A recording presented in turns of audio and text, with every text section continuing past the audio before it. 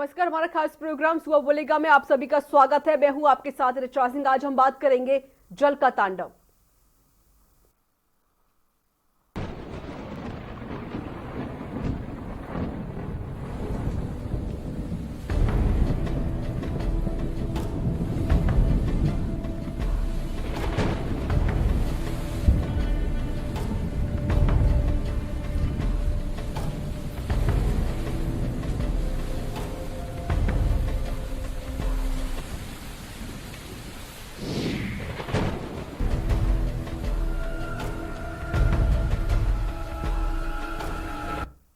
तो मुंबई में लगातार भारी बारिश और आंधी से स्थिति चिंताजनक हो गई है। कई जगहों पर जल जमाव के कारण ट्रैफिक जाम हो गया है। दक्षिण मुंबई में भी कई जगहों पर जल भराव हो गया है। मुंबई, ठाणे और पालघर में रेड अलर्ट घोषित कर दिया गया है।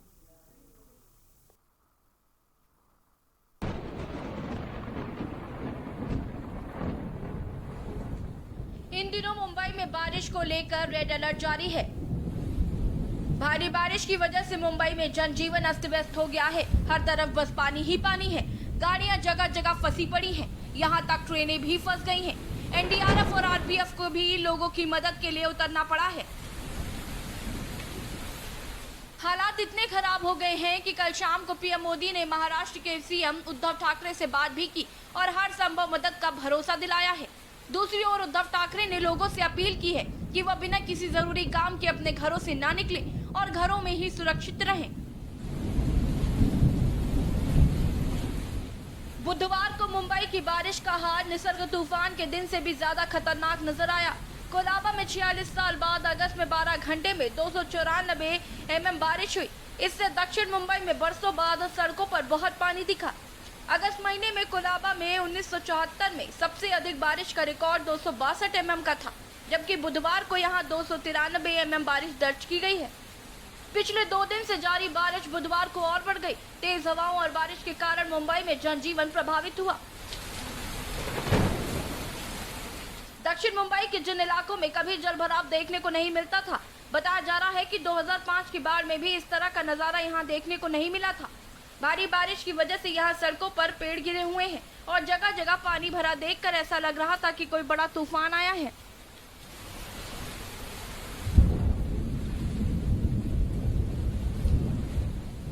कुछ दिन पहले जिस कोविड हेल्थ सेंटर का उद्घाटन मुख्यमंत्री उद्धव ठाकरे के हाथों हुआ था, उसमें बरसात में पानी घुस जाने से प्रशासन की तैयारियों पर प्रश्न चिन्ह लग गया। मामला भाईंदरपुर में बने Pramod Mahajan Covid health centre का है। भाईंदरपुर में सोमवार को मुख्यमंत्री उद्धव ठाकरे के हाथों 266 बेड के कोविड हेल्थ सेंटर का ये उद्घाटन संपन्न हुआ। शहर में कोविड के मामलों के मद्देनजर इस अस्थायी सेंटर का निर्माण MMRDA द्वारा किया गया। इस सेंटर में करोड़ों रुपए की लागत के साथ एक अस्थायी शेड बनाया गया, जिसमें दवाइयां और अन्य वैद्यकीय उपकरणों को रखने की व्यवस्था है। फिलहाल इस सेंटर में कुछ खास सामान न होने के कारण बड़ा नुकसान टल गया, लेकिन प्रश्न उठता है कि अगर यही हाल रहा तो भविष्य में बड़ा नुकसान हो सकता है और इसका सीधा असर कोरोना के खिलाफ लड़ाई पर पड़ेगा। डेस्क रिपोर्ट के न्यूज इंडिया।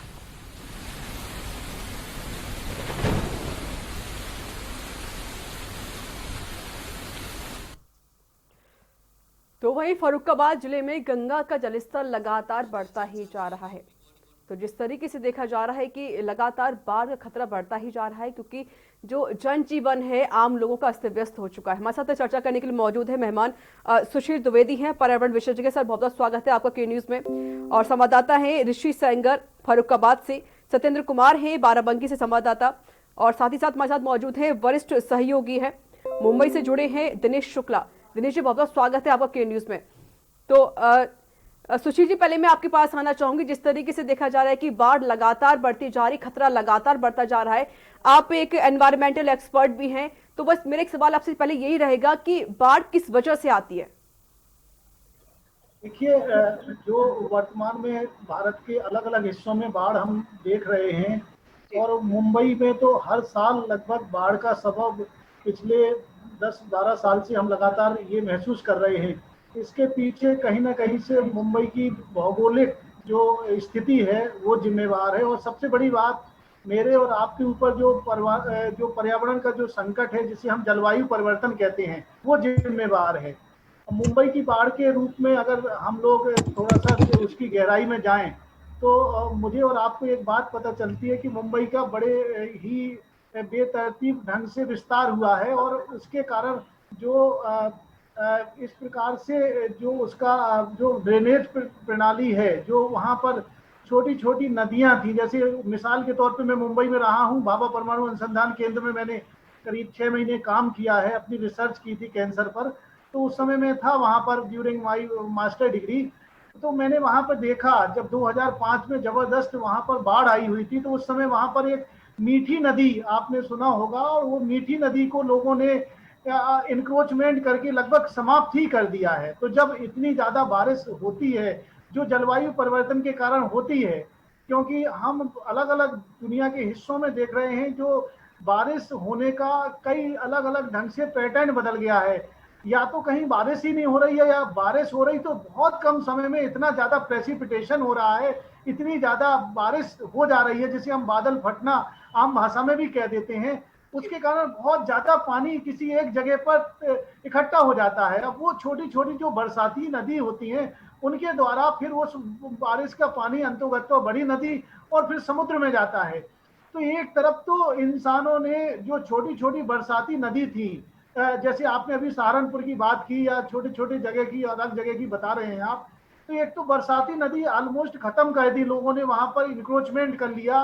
और वहां पर उन्होंने कब्जा कर लिया। तो उसके कारण ड्रेनेज प्रणाली जो थी, जो सिस्टम था, वो गड़बड़ा गया। दूसरी चीज जो हुई, लोगों ने नदियों का रास्ता भी एक प्रकार से मोड़ दिया है, नदियां भी सक्रिय होती जा रही हैं, ये भी आपने देखा। इसके अलावा नदियों के दोनों किनारों पर जो जैव विविधता के रूप में तमाम पेड़ लगे रहते थे, वो पेड़ भी हम आप देख पा रहे होंगे कि वो भी नहीं रह पा रहे हैं, वो भी कहीं ना कहीं से खत्म हो गए हैं।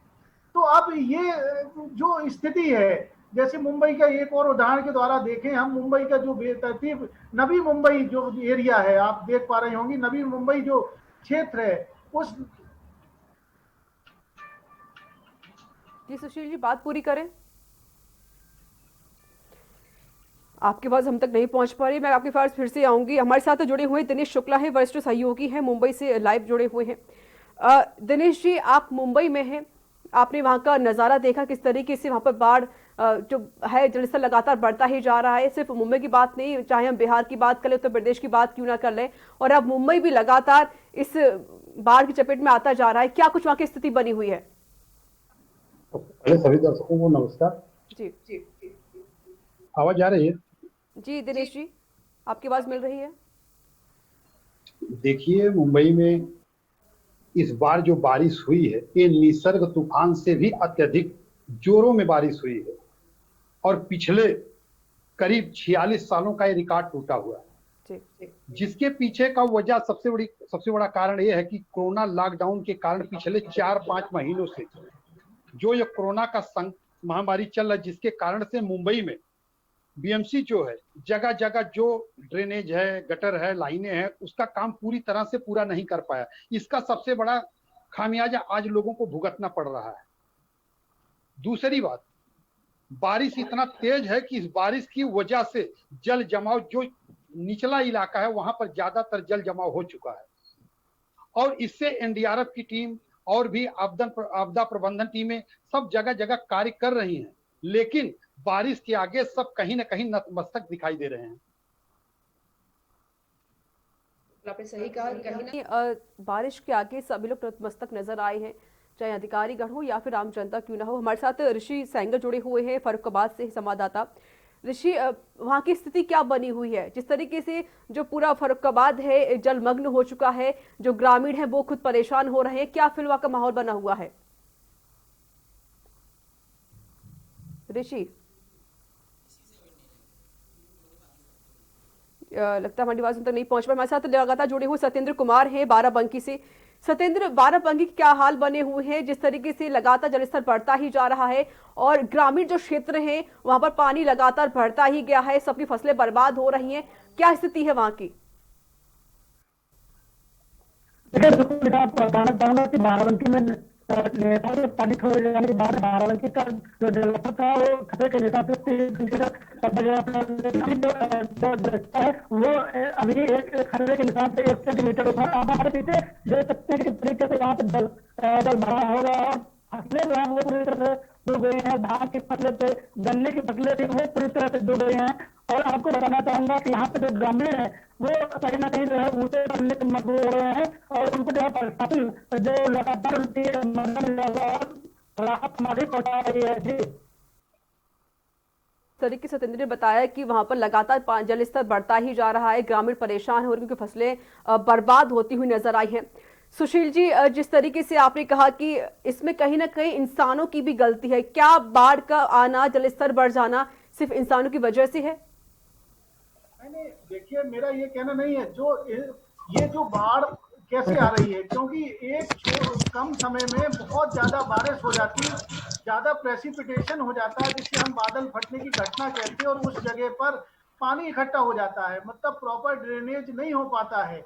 तो ये जो कारण है इसके पीछे जलवायु वैज्ञानिक जब इस पे काम करते हैं तो उन्हें पता चला कि ये ग्लोबल वार्मिंग के कारण हो रहा है, जलवायु में परिवर्तन हो रहा है, जो क्लाइमेट चेंज और हो रही है, पूरी दुनिया की आबो हवा बदल रही है, उसके कारण कहीं कहीं आपने देखा होगा जहां पर बारिश एक सामान्य होती थी वहां पे आसमान रूप से ज्यादा बारिश हो जा रही, या दूसरी जगह जहां बारिश कभी होती नहीं थी, बहुत कम बारिश होती थी, जो डिजर्ट एरिया था, जैसे मिसाल के तौर पे कुछ सालों पूर्व आपने देखा होगा जैसलमेर में बहुत ज्यादा बारिश हुई थी, तो वहां पर बहुत ज्यादा बारिश हो जा रही है। तो ये दो प्रकार की अलग अलग परिस्थितियां हमें और आपको देखने को मिल रही हैं। मुंबई की रही बात, मुंबई का चूंकि बेतरतीब ढंग से विकास हुआ है और मुंबई की जो पुराने ढंग से प्लानिंग हुई है उस प्लानिंग के कारण मुंबई चल रहा है। इसके कारण जब भी घनघोर बारिश होती है तो आपने देखे होंगे मुंबई के जो उपनगरीय इलाके हैं, जैसे थाने देख लिया आपने, जो भी पालघर देख लिया, जो उपनगरीय इलाके हैं उन्हें वहां पर पानी की बड़ी दिक्कत हो जाती, पानी ड्रेनेज सिस्टम गड़बड़ा जाता है, उसके कारण हम दूसरी भाषा में, सामान्य भाषा में कह सकते कि मुंबई तैरने लगता है। तो ये जो कुछ भी प्रकृति में एक बहुत तेजी के साथ परिवर्तन आ रहा है वो कहीं ना कहीं से एंथ्रोपोजेनिक एक्टिविटी कहलाती है, जो मैन मेड या ह्यूमन मेड एक्टिविटी कहलाती है। ये हमने आपने जो अपने विकास के दौरान, इंडस्ट्रियलाइजेशन के दौरान जो तमाम प्रकार की जल जंगल जमीन को कहीं ना कहीं से खत्म किया है, उसके कारण ये सारी घटनाएं हमें और आपको देखने को मिल रही हैं, चाहे वो महाचक्रवात के रूप में निसर्ग या अम्फान तूफान हो या वर्तमान में बारिश के रूप में आप देख पा रहे होंगे। दूसरी बात, जो नदियों को हमने सकरा कर दिया है, नदियों का जो ड्रेनेज सिस्टम था हमने विकास के नाम पर जगह जगह बांध भी बना दिए हैं, उसके कारण नदियों को रोका गया है, वो तो उसके कारण भी पानी इकट्ठा हो रहा है। उससे न केवल इंसानों के ऊपर परेशानी आ रही है, बल्कि मैं एक जैव विविधता की दृष्टि से, बायोडायवर्सिटी की दृष्टि से देखूं तो बहुत सारे जीव जंतुओं की जो स्पीशीज हैं वो भी नष्ट होने की कगार पर हैं, अर्थात कहीं ना कहीं से हम जैव विविधता अर्थात बायोडायवर्सिटी को भी लूज कर रहे हैं। बिल्कुल, कहीं ना तो नुकसान हर जगह ही हो रहा है। दिनेश जी, हमने मुंबई का हाल देखा, उत्तर प्रदेश में भी यही हाल बना हुआ है, जलस्तर लगातार बढ़ता जा रहा है और बिहार का भी यही हाल बना हुआ, लगातार जो बाढ़ है वो आ रही है, जलस्तर लगातार बढ़ते ही जा रहे हैं। क्या इसमें कमी अधिकारियों की भी है, क्योंकि जिस वजह से पानी जो हर जगह भर रहा है, क्या अधिकारी इसमें पहले से अलर्ट नहीं हुए थे? निश्चित तौर पर देखिए, जो ये जल जमाव की स्थिति बनी हुई है मुंबई या और कहीं, बारिश हर साल होती है, हर वर्ष होती है, उससे कभी भी आपदा प्रबंधन या सरकार या प्रशासन कभी सीख नहीं लेता। थोड़ा समय के लिए प्रशासन जागता है, बाद में कहीं ना कहीं प्रशासन जो है उसको भूल जाता है और इस तरह की घटनाएं आए वर्ष हुआ करती हैं। जगह जगह पेड़ का गिरना, जगह जगह जल भरा होना, लाइनें बंद होना, इस तरह की घटना को अगर पहले से प्रशासन द्वारा सिरे से अगर लिया जाए, ध्यान दिया जाए तो शायद इस तरह की घटनाओं से निपटने के लिए, सारी दिक्कतों से निपटने के लिए कुछ न कुछ रास्ते जरूर निकल सकते हैं। पहले से सावधान बतना बेहद जरूरी, पहले से अलर्ट रहना बेहद जरूरी है, तभी हम इस आपदा को रोक सकते हैं। तो नंबर लगातार फ्लैश हो रहे हैं, आप सभी कॉलर्स हमें कॉल करें और अपनी राय रखें। हमारे साथ संवाददाता जुड़ चुके हैं, फर्रुखाबाद से है ऋषि सेंगर। ऋषि, फर्रुखाबाद में जिस तरीके से जलस्तर लगातार बढ़ता जा रहा है, जो ग्रामीण है इनके अंदर दहशत का माहौल भी बन गया है, क्या कुछ स्थिति है वहाँ की?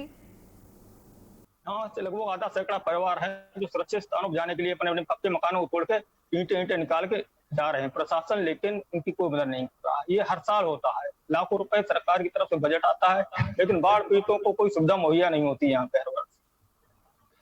क्या ग्रामीणों ने किसी से शिकायत की है इस मामले को लेकर? क्योंकि ये आपने जो बताया कि हर साल का चीज है, हर साल जलस्तर लगातार बढ़ता है, लेकिन कहीं ना कहीं अधिकारी की जो लापरवाही वो यहाँ सामने आ रही है।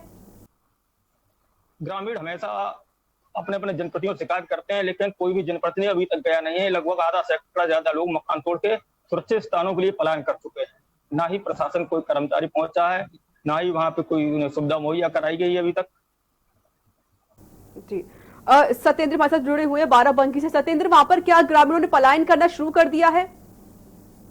बिल्कुल, आपको बता दें कि ग्रामीण गांव में काफी ज्यादा पानी भर जाने के कारण जो यहाँ के ग्रामीण है वो बंधे पर ऊंचे की तरफ जाने को मजबूर हो गए हैं, और जो छोटे छोटे बच्चे हैं वो कहीं ना कहीं जो है उनको काफी परेशानी का सामना करना पड़ता है। हमारे साथ आप यदि आप कहें तो हमारे साथ कुछ ग्रामीण है, उनसे बात करने की कोशिश करें और जानने की कोशिश करें कि आखिर उनकी समस्या क्या है, और उनसे भी जानेंगे कि आखिर क्या दिक्कतें आती है, क्या प्रशासन इनकी मदद करता है यहाँ पे।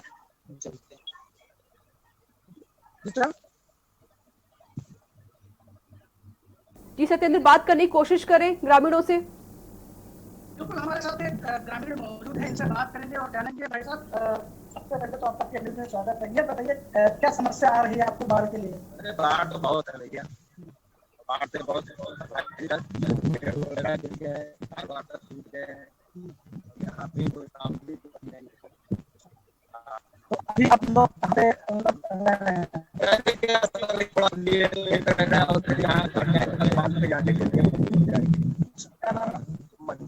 तो ये थे हमारे साथ ग्रामीण जिन्होंने बताया कि इनका अभी यहाँ पे कुछ जलस्तर कम हुआ है, तो ये अपने घर पे रह रहे हैं। हालांकि जो दिन में वो रोड पर रह रहे हैं, और लेकिन जब रात होती है तो वो अपने घर जाते हैं। जी, तो नंबर लगातार फ्लैश हो रहे हैं, आप सभी कॉलर्स हमें कॉल करें और अपनी राय रख सकते हैं। दिनेश जी, जब इलेक्शन होते हैं तो सरकारें इतनी लाखों दावे और वादे करती हैं, लेकिन जब इलेक्शन हो जाती है, सरकार बन जाती है, उसके बाद जो स्थिति बनती है वो आपके सामने है, वो हमारे सामने है। आखिरकार ये काम पहले क्यों नहीं किए जाते? ये तो सही बात आपने कहा कि इलेक्शन के दौरान सभी दावे किए जाते हैं, लेकिन बाद में सभी दावे खोखले साबित होते हैं।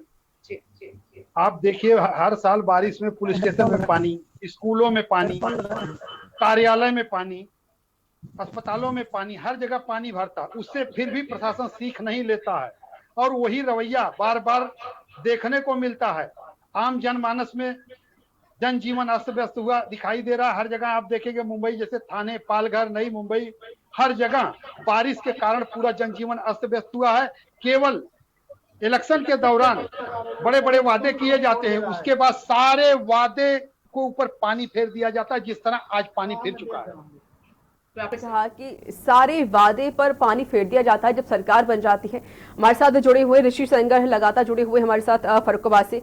ऋषि, वहां पर अब तक कितना नुकसान हो चुका है? क्या ग्रामीणों ने कोई मांग की है अभी तक किसी मुआवजे को लेकर? ग्रामीण मांग हमेशा यही करते हैं। उनका कहना है कि जिला प्रशासन आता है, उन्हें लहिया चना खिला के चला जाता है। वो हर वर्ष बेघर हो जाते हैं, नया मकान हर बार बनाते हैं। उन्हें कहीं सुरक्षित स्थान बसाया जाए और आवास की सुविधा मुहैया कराई जाए, ना कि उन्हें खाने की जरूरत नहीं है। खाना तो खुद ही पैदा कर रहे हैं, गेहूं अनाज।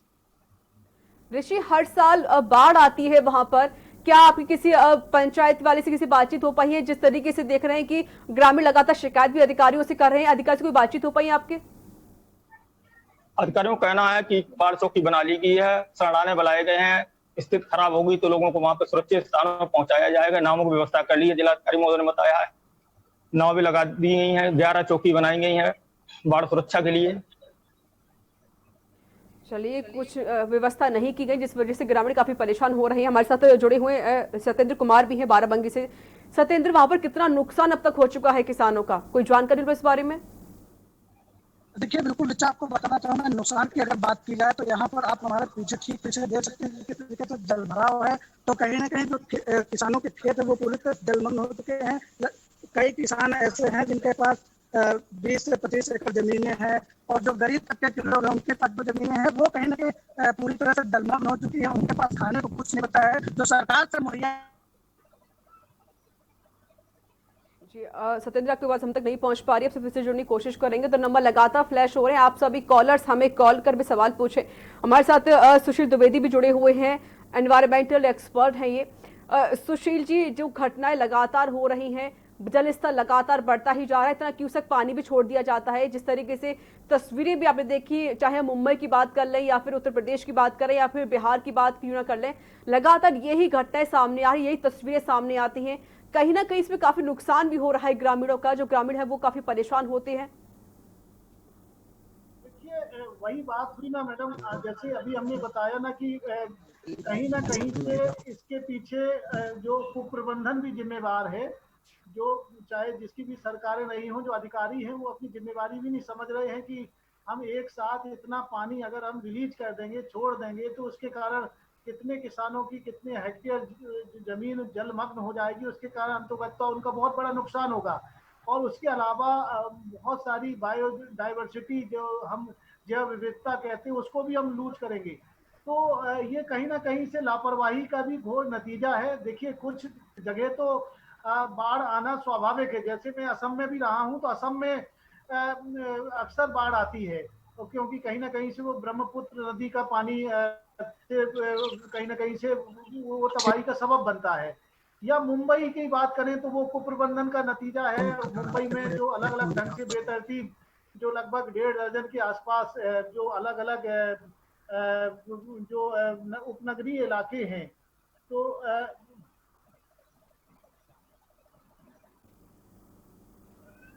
जी सुशील जी, आपकी आवाज हम तक नहीं पहुंच पा रही है, आपसे फिर जुड़ने की कोशिश करेंगे। हमारे साथ दिनेश शुक्ला जी जुड़े हुए हैं, वरिष्ठ सहयोगी। दिनेश जी, इतना क्यूसेक पानी छोड़ दिया जाता है, जबकि ये सब जानबूझकर कि अगर इतना पानी छोड़ा जाएगा बांध से तो जाहिर है कि जो ग्रामीण है उनकी फसलें बर्बाद हो जानी है, लेकिन ये अधिकारी है, जो सरकार है, ये आखिर क्यों नहीं इस बात को समझती है? देखिए, सारी जिम्मेदारी अधिकारियों पर छोड़ देना उचित नहीं है। इसके पीछे कहीं ना कहीं जो वर्तमान में सरकार होती है उनकी भी जिम्मेदारी बनती है कि अधिकारियों से किस तरह का काम लिया जाए। अधिकारी अपने मर्जी से क्यों घूम रहे हैं, क्यों काम नहीं कर रहे हैं, सारी बातें अधिकारियों के ऊपर छोड़ देने से जिम्मेदारी खत्म नहीं होती है। इसके लिए कहीं ना कहीं सरकार भी जिम्मेदार है। किसानों के पास सरकार जाती है वोट मांगने के लिए, अधिकारी नहीं जाते मैडम। और जहां तक बात है पानी छोड़ने का, तो किसान वैसे भी बगैर पानी नहीं रहता तो बगैर पानी के मारे जा रहे हैं, और जब बरसात होती है तो पानी के भराव से मारे जा रहे हैं। किसान को हर तरह से कष्ट है। इसके लिए जिला प्रशासन के साथ साथ सरकार भी कहीं ना कहीं जिम्मेदार है। सही कहा, प्रशासन के साथ साथ सरकार भी कहीं ना कहीं यहाँ पर जिम्मेदार होती है, क्योंकि हर काम अधिकारियों के हाथ नहीं छोड़ दिया जाता। जिस तरीके से लगातार इतना क्यूसेक पानी छोड़ा जा रहा है, जिस वजह से ग्रामीणों को काफी दिक्कतों का सामना करना पड़ रहा है। ऋषि सेंगर, क्या आपको किसी सरपंच से बातचीत हो पाई इस मामले को लेकर, क्योंकि उनकी एक जिम्मेदारी बनती है गांव को संभालने? ऋषि जी, सरपंच लोगों का कहना है कि यहाँ पे जो सुविधा हमारे स्तर से है वो हम मुहैया कराते हैं। जब स्थिति खराब हो जाती है, इतनी बड़ी आबादी की जिम्मेदारी वो नहीं निभा सकते हैं। इसके लिए प्रशासन ही मदद करे, सहयोग करे, तब संभव हो सकता है। उन्होंने सरपंच ने कहा है कि इसके लिए जो प्रशासन है वो ही मदद करे। क्या सरपंच उनके पास पहुंचे, उनसे कोई बातचीत कर पाई है अधिकारियों से, या कोई विधायकों से कोई बातचीत हो पाई है? अभी अधिकारियों से कोई बातचीत नहीं हुई सरपंच लोगों की, ना ही कोई मीटिंग बुलाई गई। ऋषि, हर साल यही होता है, हर साल इतना जलस्तर लगातार बढ़ता जाता है, ग्रामीणों की फसलें बर्बाद हो जाती हैं, लेकिन अधिकारी सुन क्यों नहीं रहे हैं? अधिकारी केवल कागजों में ही सुविधा मुहैया कराते हैं, लेकिन जमीनी हकीकत यह मौके पर कोई भी सुविधा उन्हें मुहैया नहीं कराई जाती है। केवल खाने की सुविधा ही मिलती है। दिनेश जी, जब इलेक्शन होते हैं तो सरकार के दावे और वादे यहाँ तो फेल होते हुए नजर आई गए, क्योंकि तस्वीरें जो बयां कर रही है वो कुछ और ही कर रही है। लेकिन सबसे बड़ी बात ये भी होती है कि शौचालय वाली अगर हम बात करें, शौचालय बनवा दिए जाते हैं, लेकिन डॉक्यूमेंट्स में कुछ और होता है, जमीनी हकीकत कुछ और होती है। और वही काम यहाँ पर भी यही हो रहा है कि डॉक्यूमेंट्स में तो काम पूरा है, लेकिन जमीनी स्तर कुछ और ही नजर आता है। सारी बातें सही है, डॉक्यूमेंट कुछ और होता है, जमीनी हकीकत कुछ और होती है, लेकिन इसके पीछे कहीं न कहीं शासन प्रशासन सब जिम्मेदार है ना। जिस तरह से कागजों में कार्रवाई होती है उसकी जांच पड़ताल कौन करता है? सरकार के नुमाइंदे ही तो करते हैं, अधिकारी ही तो करते हैं। अगर काम नहीं हो रहा है तो सरकार हाथ पे हाथ धरे बैठकर क्या कर रही है? क्या ये देख रही है कि जब तक पूरा जलमग्न ना हो जाए, एरिया डूब ना जाए, लोग मर ना जाए, तब तक कोई सुरक्षा व्यवस्था मुहैया नहीं कराया जाए? जी बिल्कुल, हमारे साथ सत्येंद्र कुमार जुड़े हुए हैं बाराबंकी से। सत्येंद्र, वहां का हाल हमने देखा, आपने खुद बताया कि वहां की स्थिति कैसी हो रही है। पूरा खेत जलमग्न हो चुका है, पूरा गांव जलमग्न हो चुका है, लेकिन अधिकारी गढ़ सुनने को तैयार नहीं होते हैं, मदद नहीं करते हैं। क्या अभी किसी अधिकारी से कोई बातचीत हो पाई इस मामले को लेकर?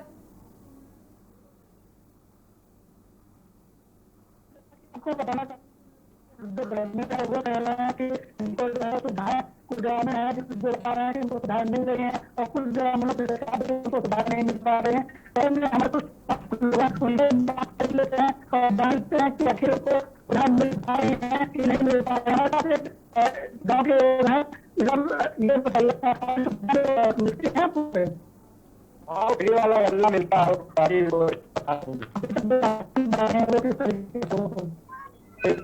मिल रहा है। तो ये है इनका मदद नहीं कर रहा है। सत्येंद्र, आपकी आवाज हम तक ठीक तक नहीं पहुंच पा रही है, आज फिर से जुड़ने की कोशिश करेंगे। हमारे साथ जिस तरीके से हम देख रहे हैं कि लगातार खतरा वो बढ़ता ही जा रहा है, बाढ़ का खतरा लगातार बढ़ता ही जा रहा है, नदी अपने उफान पर पहुंच चुकी है, लेकिन जो ग्रामीण है वो परेशान हो रहे हैं, पर अधिकारी सुनने को तैयार नहीं होते, उनकी मदद के लिए कोई आगे नहीं आता है। वक्त छोटे से ब्रेक का है, ब्रेक के बाद हम जल्द हाजिर होंगे।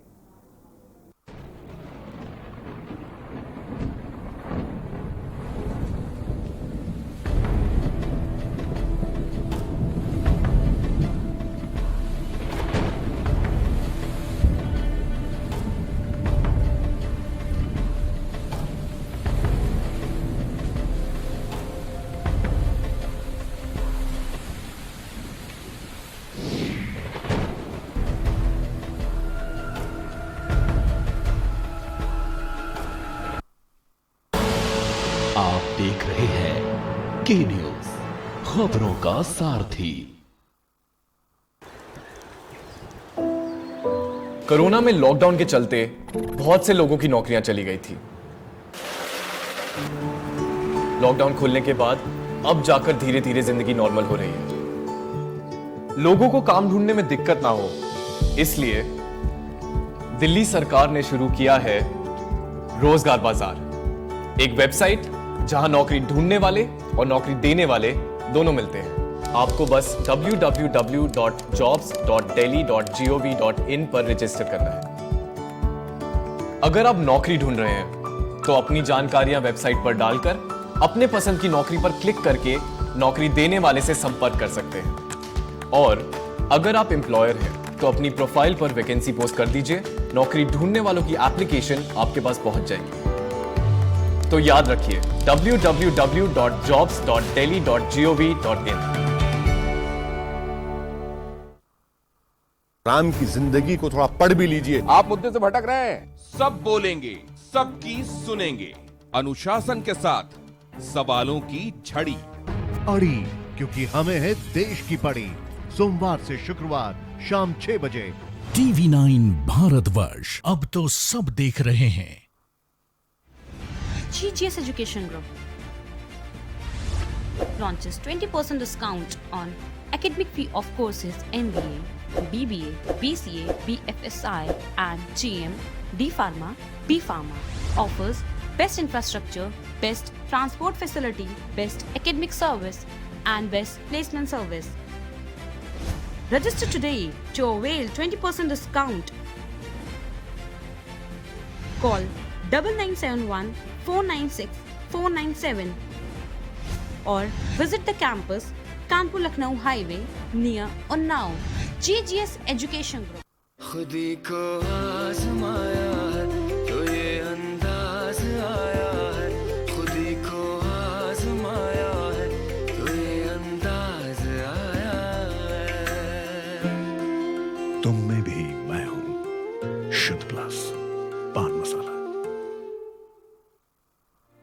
कोरोना संकट काल में के न्यूज इंडिया की देशवासियों से अपील है कि हम जाति धर्म को भूलकर कोरोना को हराने में एक साथ खड़े हों, जरूरतमंदों की मदद करें। कोरोना के खिलाफ जंग में हम अपना योगदान दें। हम सब मिलकर लड़ेंगे और मिलकर जीतेंगे। केबल ऑपरेटर्स जो पहुंचाते हैं आप तक हमारी हर बात, सजगता और समझदारी जिनकी है पहचान, जो है कोरोना योद्धा, जो है जिम्मेदार। इन कोरोना योद्धाओं को के न्यूज का सलाम। आप हैं तो हम हैं, आपके बिना हम कुछ नहीं। देश भर के केबल ऑपरेटर्स कोरोना योद्धाओं का के न्यूज की तरफ से हार्दिक अभिनंदन।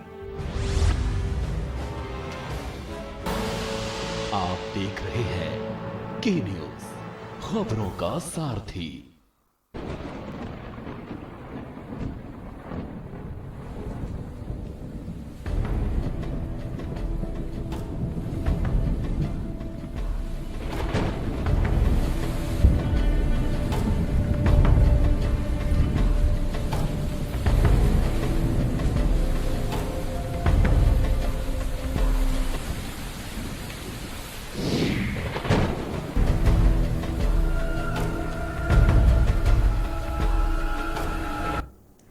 तो ब्रेक के बाद स्वागत है। फर्रुखाबाद जिले में गंगा का जलस्तर लगातार बढ़ता ही जा रहा है, जिससे निचले इलाके में दहशत का माहौल बना हुआ है।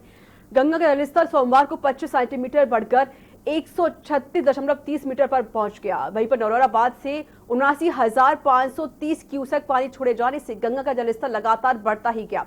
वहीं ब्लो गेज में चल रही राम गंगा का जलस्तर 134.70 मीटर तक पहुंच गया। ये रिपोर्ट देखिए। जल का तांडव जारी, नदियों का बड़ा जल स्तर, बढ़ते जल स्तर ने बढ़ाई चिंता। प्रशासन भी नहीं कर रहा है मदद। 300 गांव में बड़ा खतरा।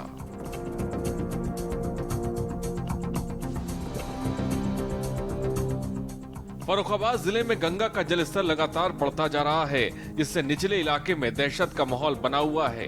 गंगा का जलस्तर सोमवार को 25 सेंटीमीटर बढ़कर 136.30 मीटर पर पहुंच गया है। नरौरा बांध से 89,530 क्यूसेक पानी छोड़े जाने से गंगा का जलस्तर और बढ़ने की संभावना है। वहीं ब्लू गेज में चल रही राम गंगा का जलस्तर 134.70 मीटर तक पहुंच गया है। गंगा के जल बढ़ने से कटान तेज हो गई है और गंगा किनारे जो गांव हैं, उन गांव के रहने वाले लोगों ने स्थानीय प्रधान से लेकर जनप्रतिनिधियों के घरों के सैकड़ों चक्कर काटने शुरू कर दिए हैं, लेकिन कोई मदद मिल नहीं रही है। आखिर परेशान होकर अपने गांव में पक्के मकानों को तोड़ना शुरू कर दिया है। जिन गांव वालों के पास दूसरे स्थान पर जगह है, वो लोग वहां पर अपना आशियाना बनाने लगे हैं, लेकिन बहुत से ऐसे गांव वाले हैं जिनके पास गांव में मकान और खेती के अलावा कहीं दूसरी जगह नहीं है। वो लोग अपने बच्चों को लेकर कहां जाएंगे? उनके सामने बहुत बड़ी समस्या खड़ी हो गई है। विकासखंड राजेपुर क्षेत्र के गांव तीसराम के मढ़ैया, सुंदरपुर सहित दर्जनों गांव ऐसे हैं जो गंगा की कटान से मात्र 10 से 15 मीटर पर हैं। किसी समय भी गंगा में समाने को तैयार खड़े हैं, जिससे लोग भयभीत नजर आ रहे हैं। कहे नहीं भी नहीं, पिछले साल यहाँ पर बल्ले लगाए गए थे, कुछ गोपाल वोलो डाला गया था, मांस पेड़ का काट के वो डाला गया था। उसके बाद में वो सारे बल्ले गल चुके हैं। गांव कटती है, पहले कटी हो गांव फाव रही हो, नेता रह गए रुके हैं, कछू नहीं होती। और फिर देखो अभी तक नहीं मकान, नहीं दुकान, कुछ नहीं मिला। खेती हारी जो चली गई, स्कूल में राहत है। लोगों ने कहा है कि एक साल में ग्राम प्रधान से लेकर कोई नेता अधिकारी नहीं छोड़ा जिसकी चौखट पर अपनी परेशानी को ना बताया हो, लेकिन हर किसी को चौखट से खाली हाथ ही लौटना पड़ा। मजबूर होकर गांव वाले मकान खाली करने लगे हैं। इसी गांव की महिला ने नेताओं को अपशब्द का प्रयोग करते हुए कहा कि कोई सुनने वाला नहीं है। हम अपने छोटे छोटे बच्चों को लेकर कहां जाएं? कहीं दूसरी जगह रहने की जगह भी नहीं है। जिले में गंगा और राम गंगा नदियों की बाढ़ से हर साल 300 से ज्यादा गांव प्रभावित होते हैं। कछु ना कोई चीज नहीं, ना कोई व्यवस्था, ना रही की ना खाई की। और वो आया के दाऊ दिए में तो ये लैया बांटी गए और बच्चे चले गए और का कही दे मैंने मांगो आबाद मांगे और जगह मांगी तो का कही दे कि हम अनाज मांगो अनाज का करें अनाज का मेरे पैदा नहीं होता ना पैदा होती मोल नहीं मजूरी करी के अनाज का दे मैं खेती दें अब हम रहवे की जगह दें या आवास दें और जब गंगा जी में का सोचना है कछु नहीं अब ना कछु ही पाओ एक झोपड़ी रह गई बेव कटी जा रही। बाढ़ की विष्का से ग्रामीणों को बचाने को जिला प्रशासन होमवर्क करने का तो दावा करता है, मगर उसके होमवर्क में किसी तरह के दम नहीं दिखाई देता। नदी के मुहाने पर बसे गांव में जहां नदियों के बड़े जल स्तर से ग्रामीणों की तुकतुकी बढ़ती जा रही है, तो वहीं जिम्मेदार अफसरों की लापरवाही साफ तौर पर नजर आ रही है। हमारी पूरी कार्ययोजना तैयार है और जो उसका जाएगा या हाइट में जाएगा दोनों परिस्थितियों में हम लोगों ने अपनी कार्ययोजना बना की है। बात जो किया है स्थापित होता है पहले से ही और वैसे ही कोई इस तरह की बात करूँ हम लोगों को कोशिश करेंगे वहाँ भी मानेंगे लोग उनके वहाँ जरूर होते हैं। बहरहाल जल का तांडव बढ़ता जा रहा है, नदियां उफान पर हैं। जैसे जैसे जल स्तर बढ़ रहा है वैसे वैसे लोगों के हलक से पानी तो सूखता जा रहा है, लेकिन शरीर और घर पानी से डूबता जा रहा है। अब सवाल ये है कि इनकी मदद आखिर कौन करेगा। फर्रुखाबाद से ऋषि सेंगर की रिपोर्ट।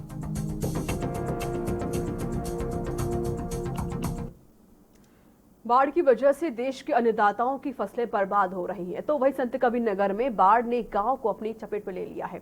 दरअसल गांव में आने जाने के लिए एक ही मुख्य मार्ग है, जिस पर एक पुल था जो 2013 में ही गिर चुका है। इस वजह से गांव के लोग नाव के सहारे आवागमन करते हैं, लेकिन जिम्मेदार है कि मूक दर्शक बने हुए हैं।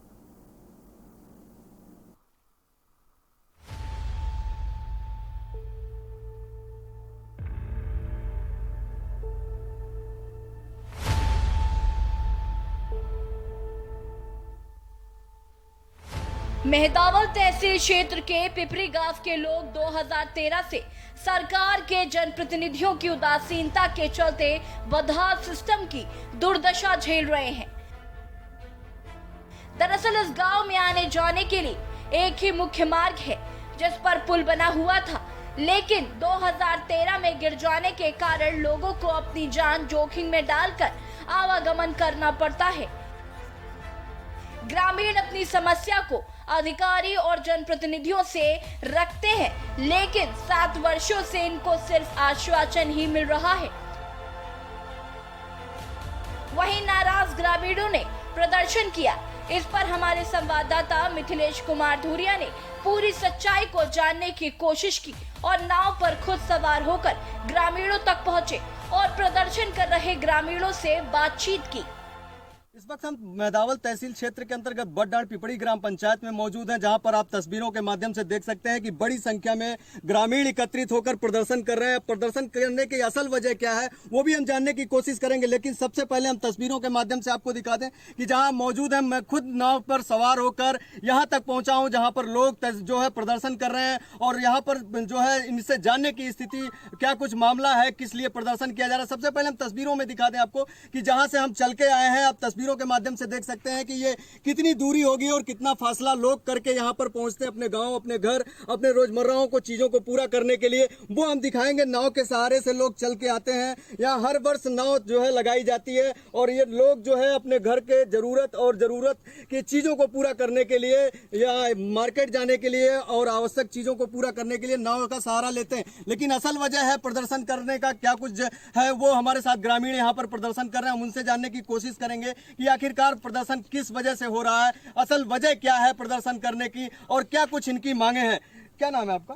पलटू राम चौधरी। पलटू जी, क्या वजह है, किस लिए प्रदर्शन कर रहे हैं? यहाँ क्या है कि 2013 में पुलिया टूट गई थी, तब से कोई जो भी आया कोई न देखने आता है न कोई सुनने आता है। हम लोग सब बाल बच्चे पढ़ाई लिखाई सब यहाँ बहुत बाधित होती है। कोई सांसद या कोई प्रतिनिधि आते हैं तो देखकर आश्वासन दे करके चले जाते हैं, उसके बाद दिखाई ही नहीं देते हैं। एक बार वोट मांगना होता है तो आते हैं, उसके बाद फिर दिखाई भी नहीं देते हैं 5 साल तक।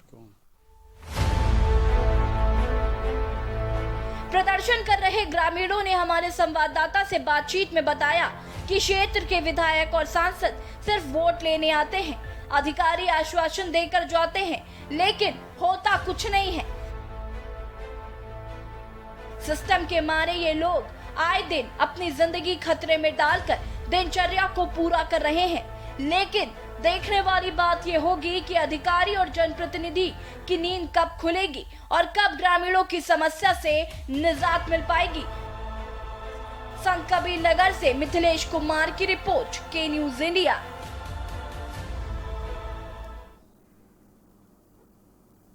उत्तर प्रदेश में बाढ़ की दस्तक के बाद राहत कार्यों को लेकर क्या इंतजाम किए जा रहे हैं, इसको लेकर राहत आयुक्त से के न्यूज ने खास बातचीत की।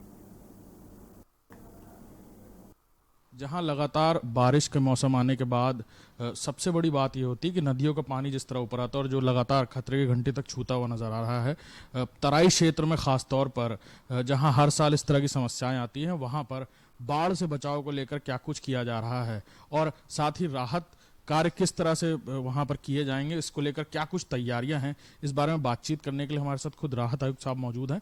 उनसे बात करेंगे। सर, क्या इंतजाम किए गए हैं खासतौर पर तराई क्षेत्र में, और जहां पर हर साल लगभग इस तरह की परेशानियां आती हैं, तो इस बार क्या एडवांस कदम उठाए जाएंगे वहां पर?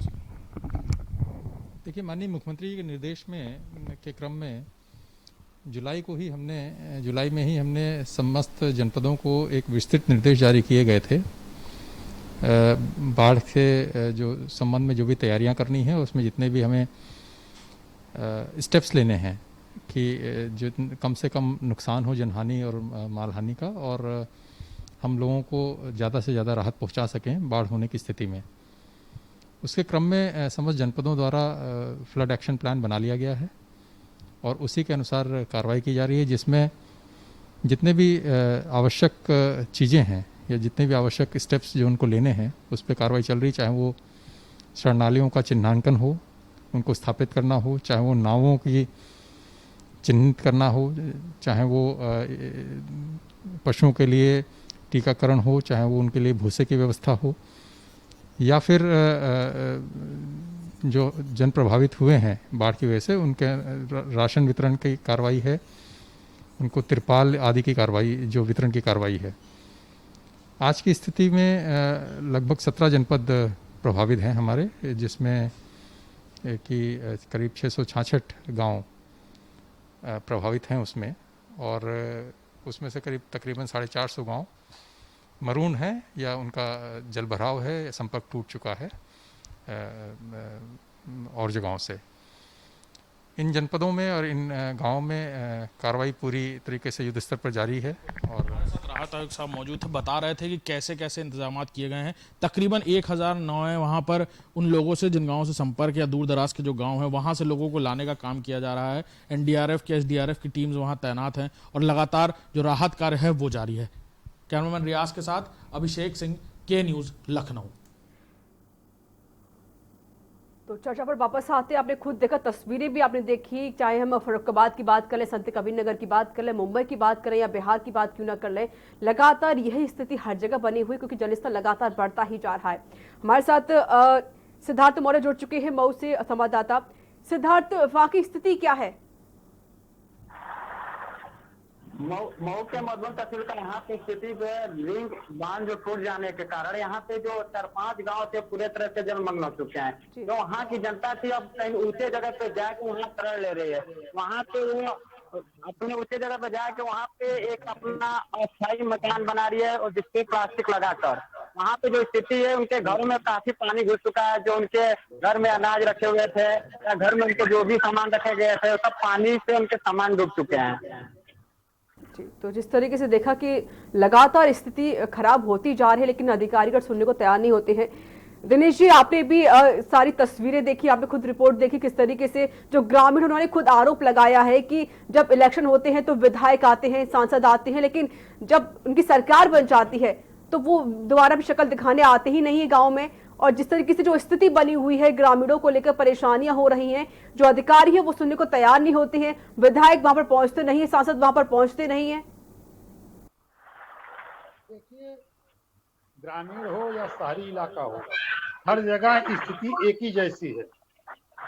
आप चाहे ग्रामीण में देख लीजिए, शहरी इलाकों में देख लीजिए, स्थिति एक ही तरीका है, एक ही चक्के बट्टे के लोग हैं।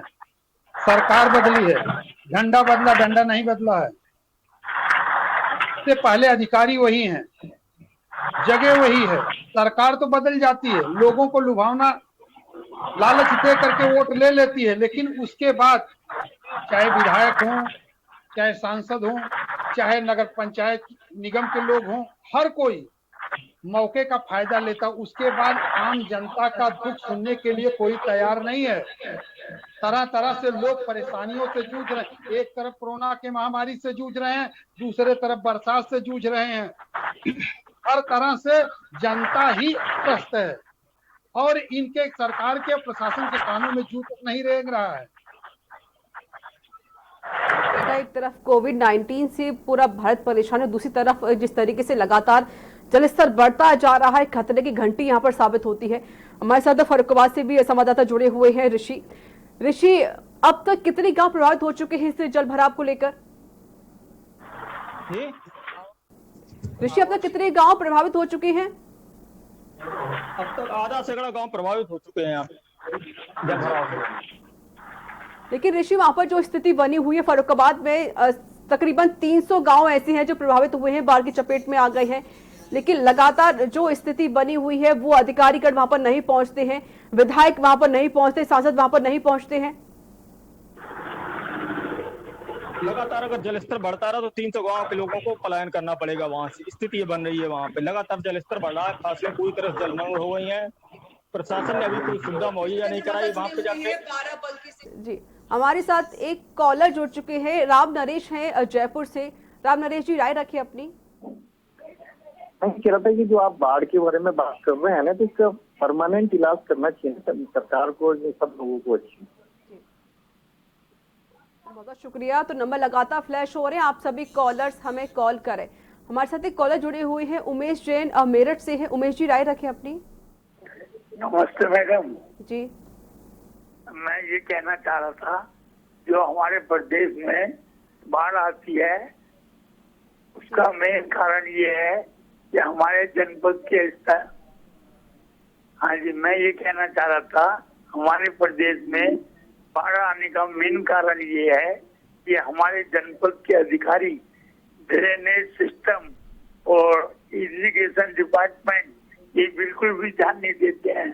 इन्हें अप्रैल के महीने में शुरू कर देना चाहिए बांध बनाना, जिससे बाढ़ न आए और आम आदमी को परेशानी न हो। और ये प्रशासन का को ध्यान रखना चाहिए, जिससे बाढ़ किसी भी जिले में बाढ़ न आए। बहुत शुक्रिया। तो नंबर लगातार फ्लैश हो रहे हैं, आप सभी कॉलर्स हमें कॉल करें और अपनी राय रखें। हमारे साथ संवाददाता जुड़े हुए हैं बाराबंकी से सत्येंद्र। बाराबंकी में अब तक कितने गांव प्रभावित हो चुके हैं? इस बाढ़ चपेट में कितने गांव आ चुके हैं?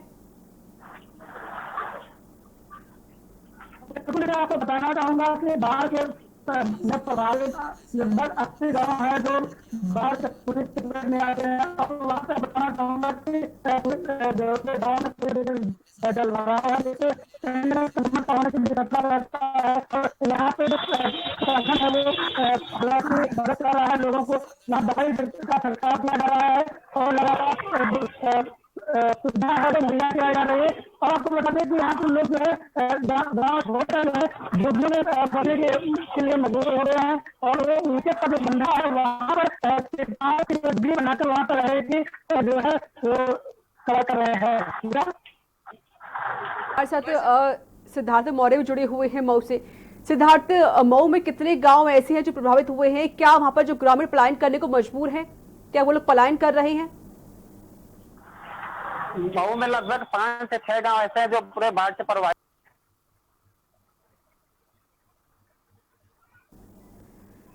चलिए सिद्धार्थ, आपकी आवाज हम तक नहीं पहुंच पा रही। जी सिद्धार्थ, अपनी बात पूरी करें। अगर यहाँ पे जो रिंग बांध टूटने का अगर प्रशासन अगर सही समय पर उसका जायजा लिया रहता और जो बांध का सही समय पर जायजा लेकर उसको सही समय पर दुरुस्त किया रहता तो आज बांध नहीं टूटी रहती है। और बांध नहीं टूटा तो जो ग्रामीण आज परेशान नहीं होते, ग्रामीणों का फसल नुकसान नहीं होता। लेकिन यहाँ के जो अधिकारी हैं केवल कागजी ही काम में केवल अपने कार्य कर रहे हैं। कोई वहाँ की रिंग बांध के कोई भी जायजा जो हम जमीनी हकीकत है उसको नहीं ले पाए थे, जिस कारण वो रिंग बांध है जो वो टूट जाने के कारण वहाँ 5-6 गांव पूरे प्रभावित हो चुके हैं। वहाँ के जो आम जनता वो जाके ऊंचे स्थान पर उनको लेना पड़ रहा है, जगह ऊंचे स्थान पे जाकर अपना वो कमरा ले रहे हैं। जी चलिए, हमारे साथ एक कॉलर जुड़े हुए हैं, नीलेश हैं मध्य प्रदेश से। नीलेश जी, राय रखें अपनी। लगता संपर्क टूट गया, तो आप सभी कॉलर्स हमें कॉल करें और अपनी राय रखें। नंबर लगातार फ्लैश हो रहे हैं। दिनेश जी, हर तरह की तस्वीरें हम देख रहे हैं, बाढ़ लगातार आ रही है, जलस्तर लगातार बढ़ता जा रहा है, नदियां भी वहां पर पहुंच चुकी हैं, लेकिन जो ग्रामीण क्षेत्र है वो कहीं ना कहीं दहशत का माहौल बन चुका है, क्योंकि जो फसलें हो रही हैं वो जलमग्न हो चुकी हैं। लेकिन अधिकारी गण हैं वो सुनने को तैयार नहीं होते हैं, यहाँ तक कि जो विधायक हैं, सांसद है, वो सुनने को तैयार नहीं होते हैं।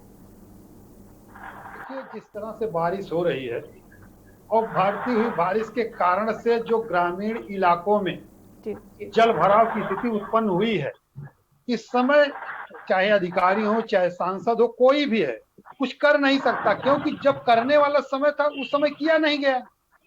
इस समय अगर इनको कितना भी बोला जाए, इनके हाथ से अभी बाहर निकल चुका है, ये कुछ नहीं कर सकते हैं। अभी उसको आम जनता को किसी न किसी तरह से झेलना है और इस जो है आपदा से उबरना है किसी न किसी तरह से। प्रशासन हर संभव कोशिश कर रहा है, ऐसा बात नहीं प्रशासन कोशिश कर रहा है, लेकिन मजबूरी प्रशासन के सामने है कि जो काम पहले करना चाहिए वो तत्काल में करेगा तो कैसे संभव होगा। बिल्कुल दिनेश, लेकिन जिस तरीके से देख रहे हैं कि जो तस्वीरें हैं वो कुछ और ही बयां करती हैं, अधिकारी कुछ और ही बताते हैं। बाढ़ एक कोई सामान्य प्राकृतिक घटना है, ये हम भी जानते हैं, आप भी जानते हैं। क्या इस बाढ़ का आना, जलस्तर का बढ़ना किसी मानव को लेकर कोई प्रॉब्लम है? जिस तरीके से देखते हैं कि अब बेहतर बाढ़ प्रबंधन का कोई इलाज नहीं किया जाता। सही बात है, बाढ़ जो प्राकृतिक आपदा है मैं भी मानता हूँ, लेकिन जल निकास की जो व्यवस्थाएं होती हैं जगह जगह निचले इलाकों में, बांध का, पुल का सारा निर्माण कार्य केवल जिस समय कठिनाइयां उत्पन्न होती उसी समय बात किया जाता है, उसके बाद लोग भूल जाते हैं। उसका निराकरण के लिए लंबे समय तक दूरी देखकर लोग नहीं चलते हैं। शासन प्रशासन या सांसद कोई भी हो, मौके पर हाँ करते हैं कि हाँ ये काम हो जाएगा, वो काम हो जाएगा, बाद में सब लोग भूल जाते हैं। उसका कोई ना कोई एक रास्ता, क्यों बाढ़ आज से नहीं आ रही है, सदियों से आ रही है, सदियों से लोग इससे जूझ रहे हैं। लेकिन कहीं नहीं कहीं विकास का कार्य भी हुआ है, जहां जहां विकास का कार्य हुआ वहां वहां बाढ़ से लोगों को राहत मिली है, लेकिन जहां जहां कार्य नहीं हुआ वहां आज भी लोग उसी तरह से 50 साल से लोग जूझ रहे हैं। कुछ सालों से बाढ़ आ रही है, हर साल बाढ़ किए जाते हैं। ऋषि, ऐसे कौन कौन सी गांव हैं जो प्रभावित हुए हैं बाढ़ की चपेट में, जो गांव आए हैं? पोला सोता है, बुढ़िया बेड़ा है जी, इससे सही ताजा से अधिक गांव है जो बाढ़ की चपेट में आए हुए हैं। वो कौन कौन सी गांव है ऋषि? लगभग कितने गांव होंगे? आधा सैकड़ा से अधिक गांव में पूरी तरह जलमग्न हो चुके हैं। लगभग 300 परिवार हैं जिनकी नींद उड़ी हुई है। लगातार जलस्तर बढ़ने से उनके सामने समस्या आ रही है कि अगर इसी तरह जलस्तर बढ़ा 300 परिवार को गांव से पलायन करना पड़ेगा। चलिए, बिल्कुल 300 गांव जो पलायन कर रहे हैं उनके लिए क्या कुछ व्यवस्था की गई है? क्या अधिकारियों ने कोई व्यवस्था की है उनके लिए? अभी अधिकारियों ने कोई व्यवस्था नहीं की। अधिकारियों ने केवल ये है कि उनके लिए शरणालय बनाए गए हैं। ऋषि, ऐसे कौन अधिकारी हैं जो व्यवस्था नहीं कर रहे हैं ग्रामीणों के लिए? ग्रामीणों के लिए सबसे पहले तो ब्लॉक स्तर से ही उन्हें देनी सुविधा मुहैया कराई जानी चाहिए। तहसील से उन्हें अभी कोई सुविधा मुहैया नहीं कराई गई है। लेकिन ऋषि, अभी आपने कहा कि अधिकारी नहीं कर रहे, कौन अधिकारी नहीं कर रहे हैं? मुख्यालय से कोई भी अधिकारी अभी नहीं पहुंचा है, केवल कागजों में ही उन्होंने बाढ़ नीति बना के रखी हुई है। ऋषि, कौन अधिकारी है? सीडीओ है, कौन है? क्या कोई बातचीत हो पाई है आपकी? जी, जिला अधिकारी महोदय से बात हुई थी, उन्होंने बताया कि 11 चौकियां बना दी गई हैं, शरणालय बनाए गए हैं, लेकिन जमीनी हकीकत है बाढ़ पीड़ितों को कोई भी सुविधा मुहैया नहीं हो रही। ऋषि, जमीनी हकीकत आपने देखी कि आपने फिर से कोई बातचीत की उन लोगों से, जिलाधिकारी से कोई बातचीत की आपने फिर से? है तो लोगों का कहना है कि हमें कोई सुविधा मुहैया नहीं कराएगी, हम खुद ही अपना मकान तोड़ के सुरक्षित स्थानों पर पहुंच रहे हैं। चलिए, जिस तरीके से देख रहे हैं कि लगातार जो स्थिति है वो भयावह बन चुकी है, लगातार जलस्तर बढ़ता ही जा रहा है। दिनेश जी, तस्वीरें भी हमने देखी हैं, तस्वीरें आपने देखी हैं, क्या इस बाढ़ में आ जाना या जलस्तर लगातार बढ़ जाना कोई मानवीय दखलंदाजी हो सकती है? नहीं, हमारे नजरिए से ऐसा कुछ नहीं है। बाढ़ है, बाढ़ आ गई है, बाढ़ को लोगों को झेलना है, क्योंकि शासन प्रशासन को टोटल जिम्मेदारी देने से सारी बातें नहीं बनती। देखिए कहीं ना कहीं निचले स्तर में जो लोग रहने के लिए मजबूर हैं सदियों से, उनके सामने इतनी बड़ी कठिन समस्या एकाएक आ जाती है, वो बेचारे कहाँ जाएं। उनके सामने समस्या सदियों से है, आज की नई समस्या नहीं है। लेकिन अगर प्रशासन सरकार की नींद टूटे, उनको निचले स्थानों से अन्य जगहों पर स्थापित कर दें, तो शायद जान माल का इतना बड़ा खतरा आने वाले समय में ना हो। लेकिन इस तरह का कोई कार्य किया नहीं जाता। सावधानी बरतना बेहद जरूरी है, लेकिन ये कार्य पहले से नहीं किए जाते हैं। जब इतना नुकसान हो जाता है, गांव प्रभावित हो जाते हैं, तो उसके बाद ही प्रशासन जागता है। हमारे साथ एक मऊ से संवाददाता जुड़े हुए सिद्धार्थ मौर्य। सिद्धार्थ, वहां पर जो लोग पलायन कर रहे हैं, ग्रामीण हैं, वो परेशान हो रहे हैं, क्या उनको कोई व्यवस्था की गई है अभी तक? यहाँ प्रशासन करे बस यही, आप ऊंचे स्थान पे चले जाइए, कि जो व्यवस्था है उनको जाने या आने जाने के लिए अभी पूर्ण रूप से नहीं किया जा रहा है। जो बांध टूटा गया उसको प्रशासन बांधने का कार्य तो कर रहा है।